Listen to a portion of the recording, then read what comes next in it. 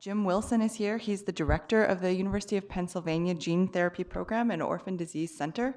And he's really truly a pioneer in the field of gene therapy. And like many of our other speakers, he actually at some point was a resident of Cambridge. He did his residency at MGH. So I think it's really neat to have all of these people come back and tell us about the work that they've been doing recently. So Jim.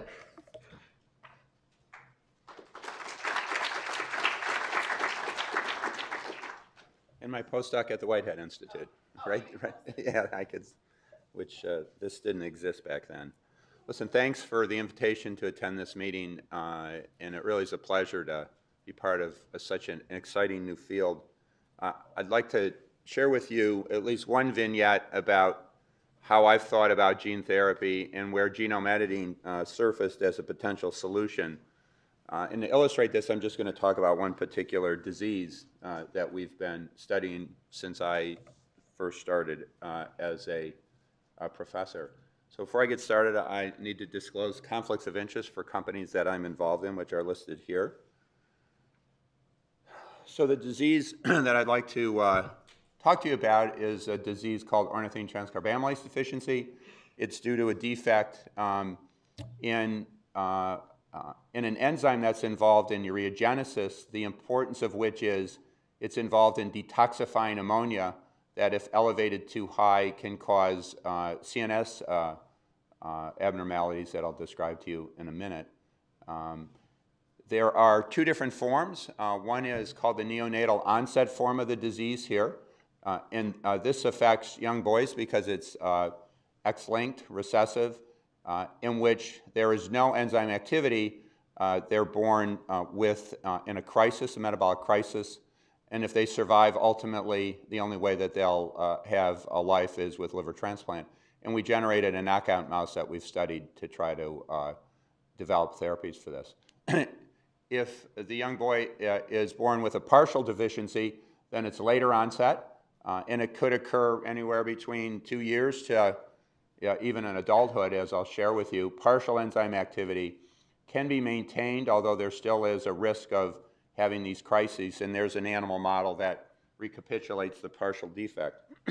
So I was really drawn by this disease when I learned about really the catastrophic consequences of a complete deficiency. And to set the stage for the science, I thought I'd share with you two case studies. So this is sort of like medical grand rounds at the Broad.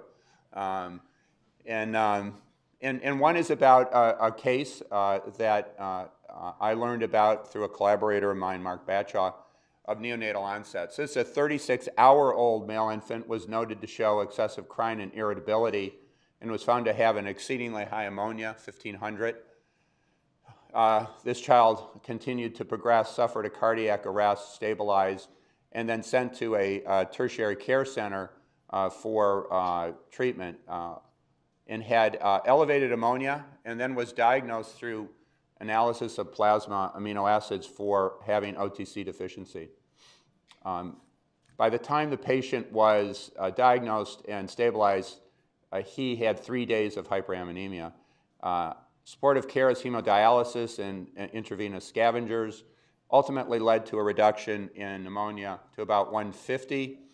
And the patient was eventually discharged, but the problem was with this persistent hyperammonemia for 3 to 4 days, had significant developmental delay, was encephalopathic by EEG, and showed brain atrophy.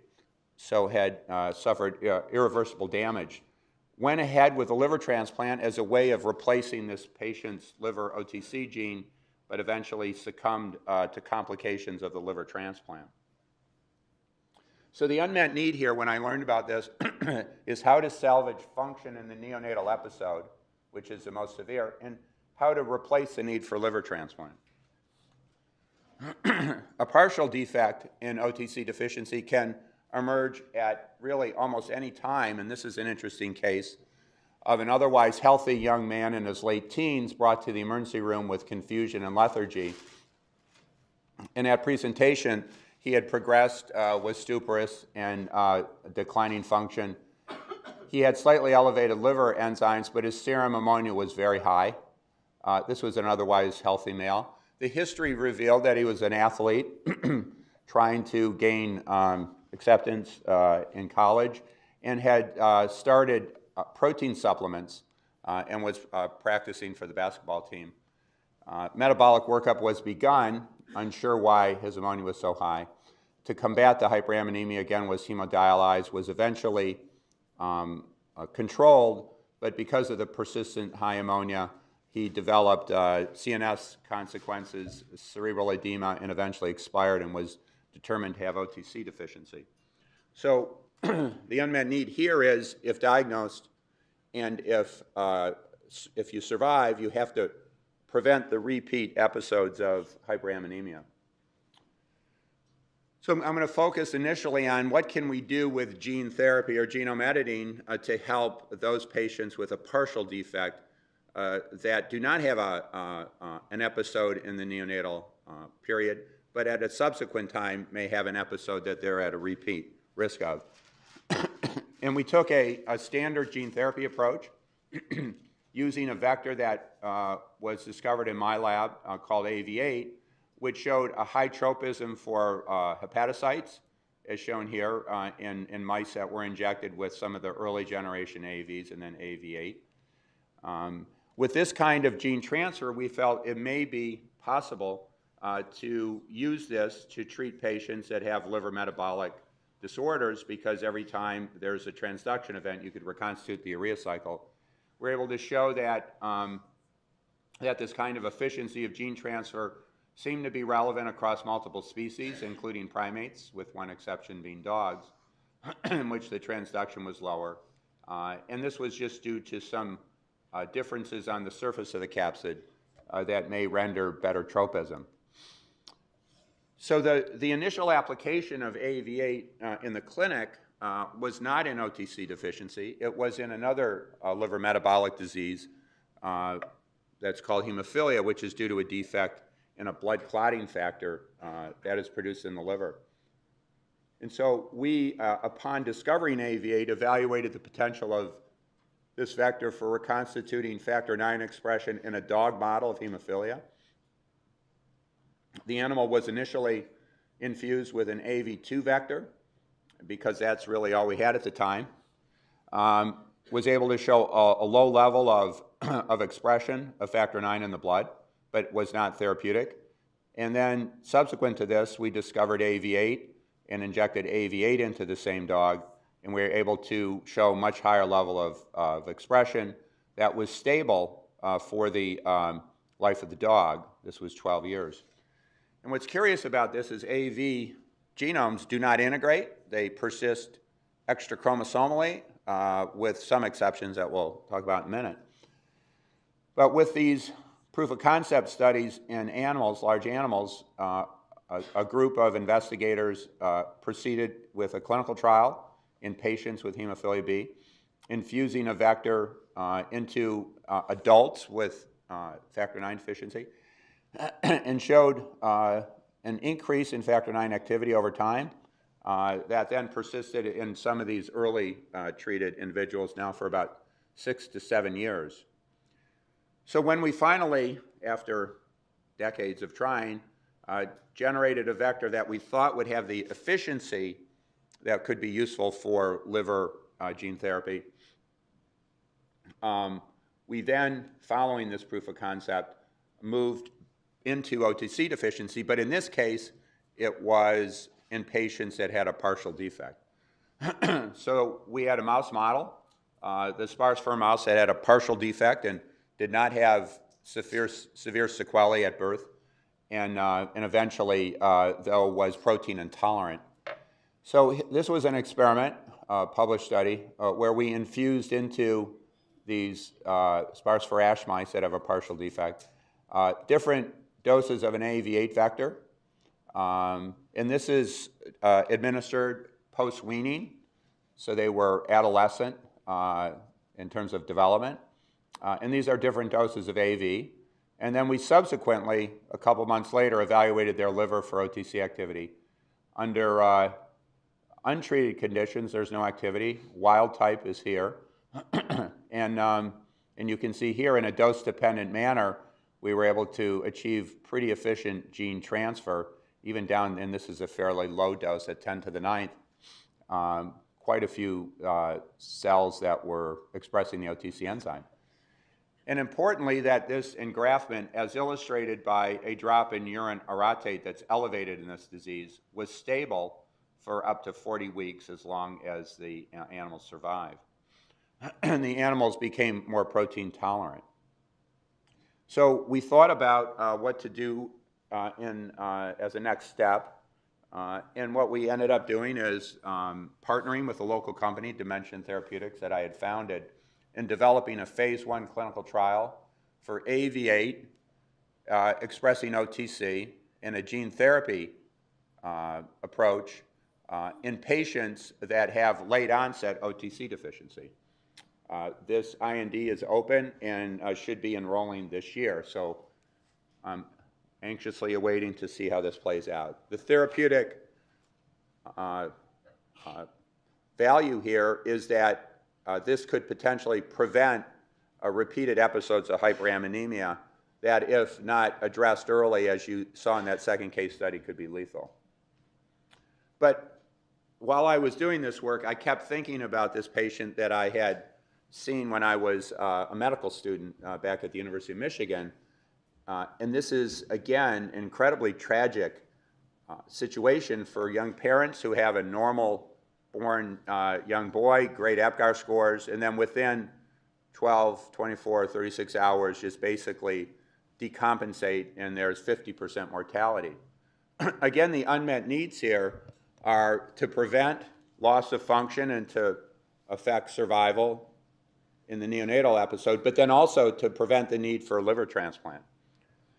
So we asked the question, is the expression of AAV fast enough so that if we could administer a vector in a child who was just recently diagnosed, could it potentially manage the hyperammonemia fast enough for us to affect survival and protect the CNS? This is an experiment where we injected an AAV8 vector expressing OTC deficiency, and in this case it was the sparse ash mice because it's what we had at the time, and then harvested the liver at 24 and 48 hours and analyzed for expression of the OTC protein. And what we have here, this is wild type and control, 24 and 48 hours. Actually, we have pretty good expression at 24.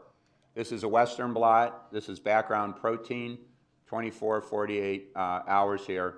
We're achieving really stable, high-level expression within a day. And that would be a value in these patients because it takes a while to mobilize a team to hemodialyze and to provide this intensive therapy. So, with that, we then did the experiment where we injected the vector in newborn SPF mice and then followed them over time to see how long that this would engraft, because we were worried that the vector expression would go down because the genome's not integrated. And when a newborn liver proliferates, it'll dilute out the genome. And so here's an experiment where we injected newborns with our AAV8 vector and analyzed animals at a week, 4 weeks, 8 weeks, and 12 weeks later. And what you see is a pretty dramatic decline of expression due to the proliferation of the liver. Again, these are the controls that correlate with here, if you look at efficacy, this is urine orotate that is elevated in the untreated animals. This is wild type, and this is a log plot. And at 4 weeks, we actually still have some level of protection, but by 8 weeks, it's gone. So we thought that this could be useful, potentially, for treating the neonates, the neonatal onset, but maybe not sufficiently efficient to prevent the need for liver transplant. And what's curious, as you'll see here, is there are some cells that persist. We didn't think this would be efficient enough to be effective, and this just relates to the integration of the genome into a proliferating cell type. You can actually see sort of clones. So we generated a knockout mouse in which it had no activity. The phenotype of which is the animals die within 18 to 24 hours from hyperammonemia, an exact phenocopy of patients with a complete deficiency. This is the survival of the untreated animals here in red. And then we injected the animals with an AAV8 vector at birth, and we were able to show protection that they didn't die, as shown here, but within 30 days they eventually did. Is that expression waned due to the proliferation of the liver? So you can say, well, why don't you just inject the vector a second time, which we did in the mice, but eventually that waned. And then if you inject it twice, you can get survival. So you may say, well, just keep injecting your vector. But in humans, they develop antibodies against the vector, very high levels, which we do not see in newborn mice who are more tolerant. And so you really only have one shot with a vector, and that's at newborn. So while we may affect survival, they'll still need a liver transplant.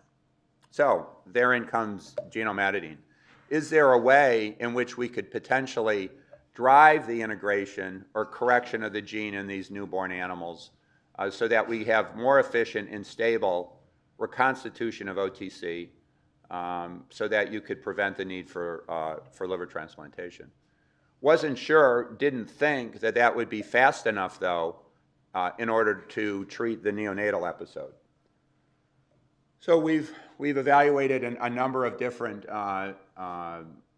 enzymes, and in the setting of AAV vectors, because we wanted to leverage our experience with AAV in the liver, and we're able to show in vitro that we could get reasonably good targeting, and in vivo, which I'll show you in a minute, also fairly efficient HDR.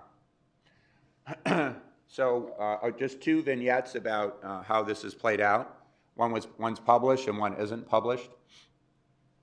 The first experiment was an attempt to try to correct the mutation in a sparse fur mouse, in which we injected vector both in newborns and in adults. And this is the Staph aureus version of Cas9 in one vector, and then the guide and a donor template in a second vector, injected into newborn mice, and then the animals were followed over time for correction of the mutation. So this is the molecular target here, in that the mutation is a G to A nucleotide change at the border of the fourth exon that affects splicing, so that only 5% of the transcripts are appropriately spliced. And so for our guide targets, we evaluated a number of targets, one of which was in exon 4, and two of which were in the downstream intron. Screened those in vitro, which showed targeting for RNA1 and RNA2. And then also in vitro, we're able to affect HDR correction of this point mutation at pretty high efficiency. So we decided to proceed with one rather than two, because inadvertent insertion or deletion with indels without HDR we felt here is less likely to affect the residual function of the enzyme, whereas in the exon, whatever was left, if we introduced a break and NHEJ without HDR, we would decrease activity. So here are the results in which we injected the vector, these two vectors into the sparse fur newborns, and we evaluated their livers at 3 weeks and 8 weeks later for expression of OTC enzyme. And you can see that there was some evidence for correction at 3 weeks, and it was higher at 8 weeks and then was stable. Our untargeted controls are always irrelevant guides, and everything else is there. And then this shows under high magnification these sort of tufts of expression. So what we've likely done is early on corrected a mutation, and then as the liver grew, we had clonal proliferation.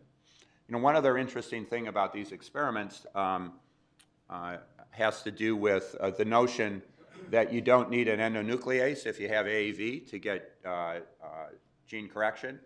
and there's an emerging new data set. But this is our control for that, and we just don't see it with any efficiency. We've tried to achieve that. So those that are in the business of improving the technology of endonucleases, I think you're still going to have a job. This just shows the level of correction that we quantified here in terms of percent that a hepatocyte transduction by immunohistochemistry. So then we ask the question, is that level of gene correction sufficient to protect a partially deficient patient from a hyperammonemic crisis? And if you remember the case study, it was a young boy who had been well, had been growing, and was started on protein supplements to improve his athletic performance. And it was that protein overload that led to the hyperammonemic crisis that he had. So we simulate that in our mice because they're otherwise stable on their chow diet by providing them with a high-protein diet at 7 weeks of age. So in these experiments, these are sparse for animals. We treat them as newborns, and then we start them on a high-protein diet. And without treatment or the control experiment, they start to die during this period of time, and they develop an elevation in serum ammonia, as shown here. But in our treated animals, their ammonia is not normal, but it's improved, baseline ammonia, and we get complete survival. So this was sort of a proof of concept, and we kind of figured that the critical step of HDR would require intervention as a newborn because of the notion that proliferating cells are more conducive to HDR.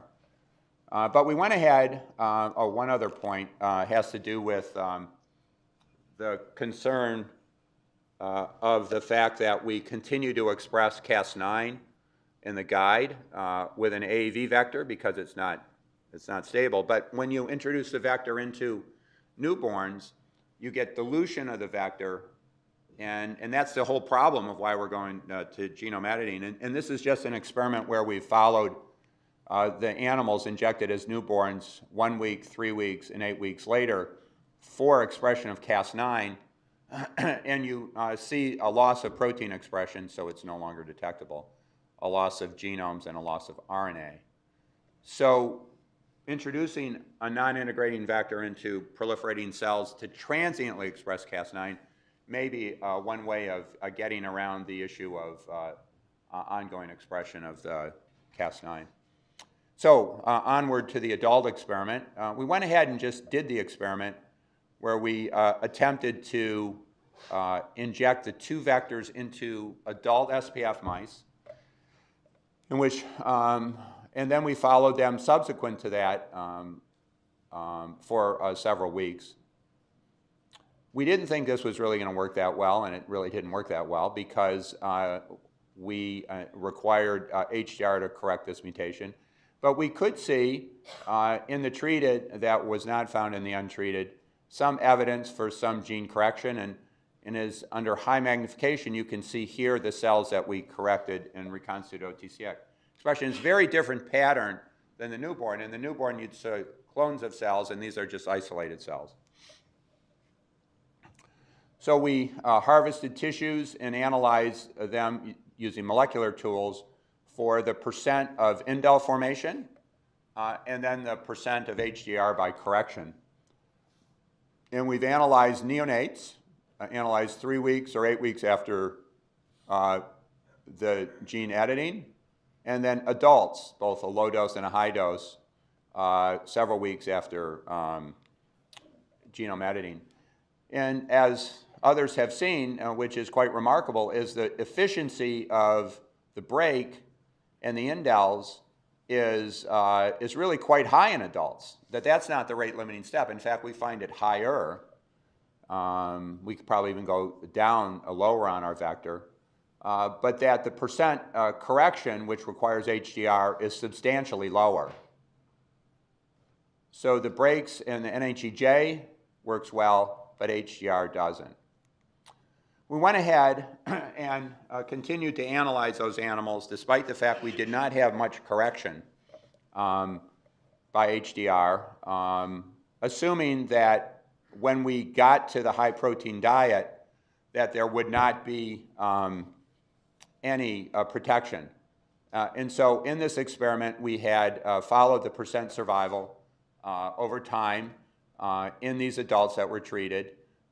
And we were waiting to put them on a high protein diet, but we were surprised when Lily Wang, the chief scientist, came into my office and said, the animals that got the targeting construct are starting to die before we give them the high protein diet. So we had to obviously try to understand the mechanism of this. They were losing ureagenesis as evidenced by ammonia and the serum orotate. So one explanation is these are adult animals, and we've caused hepatitis because Cas9's a foreign protein. But when we looked at the livers and looked for evidence of hepatitis, there was none. So somehow, with a targeted construct and not with a control, we diminished the ureagenesis. And we went ahead and analyzed the indels, very high frequency indels, 44%. With respect to, this is specifically deletions and the size of the deletions. And we compared neonates to adults, neonates here and adults here. And most of the indels are really quite small, 0 to 10 base pairs. But there are some in which the indels are higher. And the real difference became evident in terms of large deletions. That the adults were predisposed to a much higher number of large deletions that when mapped actually overlap or delete a portion of exon 4. So these large deletions decreased the residual activity of the hypomorphic mutation in adults that we did not see in the newborns. And so what we think happened here is when you treat a hypomorph by genome editing, if you want to correct a mutation, you have to be careful that your intervention does not inadvertently decrease activity of the hypomorph. So this is schematically kind of how I view it simplistically, is that the spfash has residual activity compared to the wild type. When we genome edited the newborn, we were able to correct expression in some of the in some of the cells to wild type levels, but in the adults, the number of corrected cells were diminished, and we eliminated expression from many of the residual cells. So, so just going to finish with one last vignette, and this is addressing two issues. So what I just described may be useful in treating newborns to prevent the need for liver transplant. That's what we hope. But as designed, it's only specific for that mutation. So how can we make this more generic? And can we have, I call it a hit and run, or a, whatever you want to call it, a vector that can express high levels of OTC acutely as an AAV, and then integrate and provide long-term expression. So we can, with one intervention, conserve or preserve function as a newborn and achieve stable engraftment of the gene. So the approach that we took was not to correct the mutation here, but to design as the donor a functional mini-gene, promoter, wild-type OTC with flanking sequence, and that's what we did here. Now, you could drive this integration anywhere you wanted it to go, but just for simplicity's sake, we drove it back into the site where we had corrected the mutation. So that would be at the guide that's in that adjacent intron. So when we inject this vector, we have the Cas9 construct, and we have the donor construct with the guide, and this in and of itself would express OTC upon entering the cell. And then as the cells divide, hopefully integrate into the genome. So you have acute expression from the unintegrated AAV genome, and then long-term expression from a genome editing event. And so this is our data on the ability of this construct to achieve site-specific integration and long-term expression. So here's expression of OTC enzyme activity 3 weeks afterwards and 8 weeks afterwards. And you can see we get very high level of stable engraftment integration of the genome. Now, this is a complicated experiment because you have potential for expression of many different forms. It could be an integration event that is directed via a break at our site by HDR. It could be a non-homology directed integration event, or it could be residual unintegrated AAV genomes. But with the controls, with the untargeted, which would basically control for everything else but the targeted event, you can see a substantial improvement here to here. And here's the level of long-term OTC enzyme activity that we could reconstitute with this sort of hit-and-run approach. At 3 weeks, it's low in the untargeted, but very high in the targeted. And by 8 weeks, you basically eliminate any from untargeted events, and you have high level at 8 weeks. And the percent of OTC enzyme activity here is almost normal. So how well does this work in affecting protection long-term? And same experiment where we have newborns injected with 2 vectors. These are the sparse fur animals. 7 week, we put them on high-protein diet. We then follow survival and then follow ammonia. Untreated animals here, and you can see we've almost normalized the ammonia. This is actually more efficient than correcting a mutation, and we have survival as opposed to the controls where they all die. In terms of the actual trying to sort out how much of this is due to HDR at the target site versus other integration events, we've conducted a number of molecular studies, in particular here, using a more complicated protocol that I can talk about later if you'd like. But this is the level of HDR-mediated gene editing that we're getting, which is really up to around 20, 30, 40%. The amount of editing that we get without the nuclease break is really decreased by about 50-fold. So how do we envision this from working? This is an experiment where we follow the level of OTC enzyme in the hepatocytes with genome editing alone, and you can see there's a delay, right? You don't see much at day 1 or day 3. This would not be sufficient to treat the hyperammonemic crisis. Gene therapy alone, you get great expression early on, and then you just get a residual amount later that's not necessarily enough. But the combination of the two, we do get expression early and we get expression late. So for this kind of unique set of genetic diseases, that provides an opportunity for us to exploit the role of the dividing cell to affect integration in HDR. I think there may be a real clinical value here. So for us, the next step before we would ever think about bringing this into the clinic is how well does this technology work in large animals? And that has been an important vetting step in gene therapy. So there isn't an OTC deficient large animal model, but we're just taking this stepwise and asking the question, can we achieve efficient NHEJ and then HDR in large animals? And our model system is a knockdown of a liver-specific gene, PCSK9. And we've just started this work in rhesus macaques with AAV, where we inject, in this case, Cas9 with a guide into adult macaques and then also newborn macaques, and then follow them over time for a decrease in PCSK9.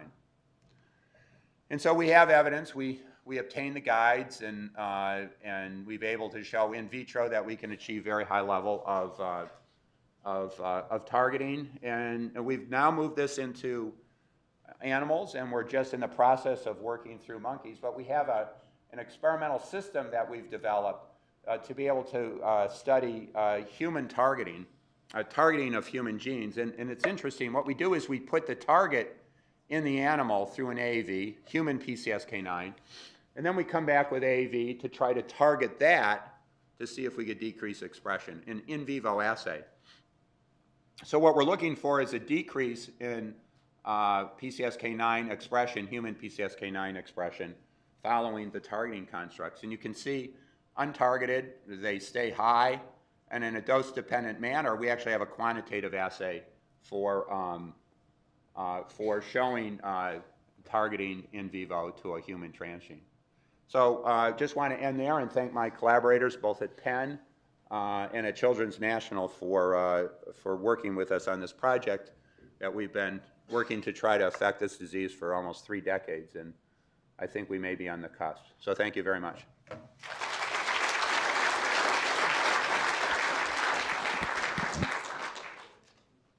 Time for a few questions. I think we're right on time.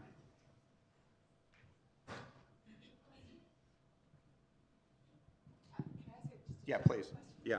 So, I mean, there's thousands of these rare diseases out there. Just in terms of thinking about what are the, are there kind of common principles? Can you take what you've done for this specific disease and translate that to some of these other diseases? I mean, I think one of the hopes with genome editing technology is that it can be a generalizable approach. All right. So I would say the one thing that we need to keep in mind as we move into the clinic is focus on diseases where there's significant unmet need, where the situation is dire. Because until we get into humans, we don't know what the risks are. Yeah. But this is a true platform. If we could figure out how to target a hepatocyte from a newborn adult, there are 4 or 5 urea cycle disorders. There are amino acidopathies, and with newborn screening, that may be the time to intervene rather than wait for symptoms to occur or the need for liver transplant. So, the fact is, though, from our experience with HDR, it's much more efficient in newborns. Liver is easy to target.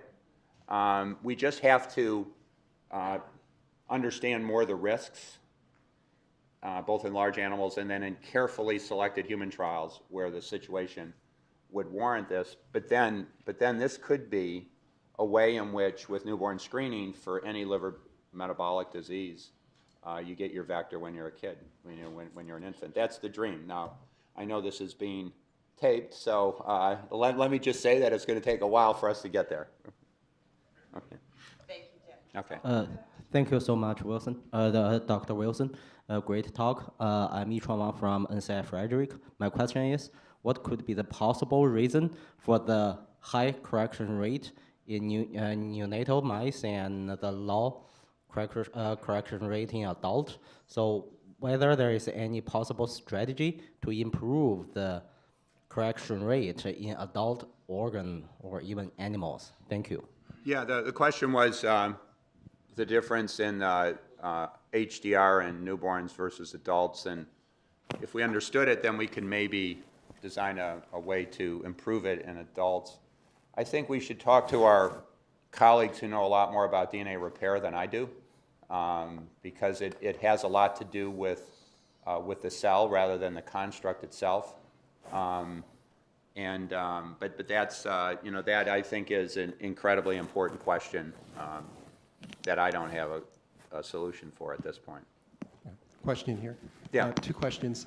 One is, in your first experiment where you're using the 1.2 kb donor, how far was the mutation from the guide target site? So you had it was in the intron. Yeah, it was maybe 30, 40 nucleotides, something like that. So pretty close. Yeah, So it the was second close. question, did you mentioned that you had high HDR in the second experiment when you used the mini gene. Was the HDR higher than in the first experiment when you were using the sort of standard donor? The HDR, You know, as measured by enzyme activity was higher. It's an interesting point. In terms of molecular characterization, probably not. I think I haven't actually thought about that, so thanks for the question. But there's regionalization of OTC activity in the liver, and when you correct it, it only reconstitutes expression where it was normally expressed. When we put a constitutive promoter, we're getting expression in all hepatocytes. That may be one explanation. Okay. In the mini gene, what promoter were you using in that case? I think that's our liver-specific promoter, TBG, that we use. Okay,